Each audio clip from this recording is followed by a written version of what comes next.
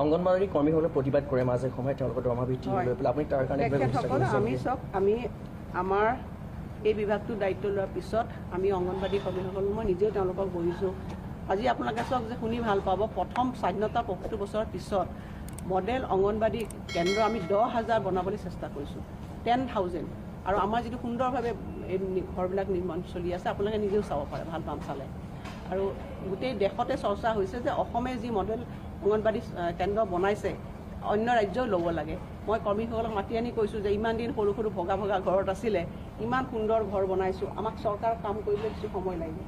তেওঁলোকৰ এটা দীৰ্ঘদিনীয়া সমস্যা আছিল যে তেওঁলোকে ৰিটায়াৰমেণ্ট হোৱাৰ পিছত কোনো ধৰণৰ এপইচাও তেওঁলোকে নাপায়, সুদা হাতে ঘৰলৈ যাব লাগে। আৰু আমি সেই কথা চিন্তা কৰি অসমে এখন ৰাজ্য ভাৰতবৰ্ষৰ ভিতৰত মডেল অংগনবাড়ী কৰ্মীৰ সহায়িকাক ৰিটায়াৰমেণ্ট পিছত আমি ৰিটায়াৰমেণ্ট বেনিফিট দিছোঁ। 4 লাখ টকা কৰ্মীসকলে পায়, 3 লাখ টকা। আৰু এতিয়ালৈকে আমি 400 কোটি টকা তেওঁলোকক ৰিলিজ কৰি দিছোঁ।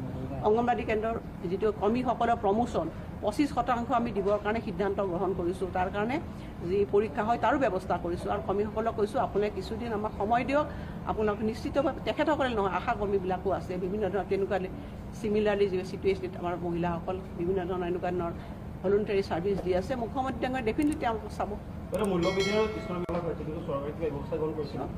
আজি বিভিন্ন ধৰণৰ চৰকাৰে যে দুখীয়া ৰাইজক আঁচনিবোৰ দিছে, সেইটো এইটো কথা যে মূল্যবৃদ্ধি কেতিয়াবা হ'লে আমাৰ নিজৰ বেয়া লাগে, যে সেইবোৰ যাতে সকাহ পাব পাৰে। আমি যে কিছুমান দৰিদ্ৰ মানুহৰ আঁচনিবিলাক যে আনিছোঁ, তাৰ মূল কথা যে এজন দৰিদ্ৰ ব্যক্তিয়ে যাতে তেওঁ সকাহ পায়।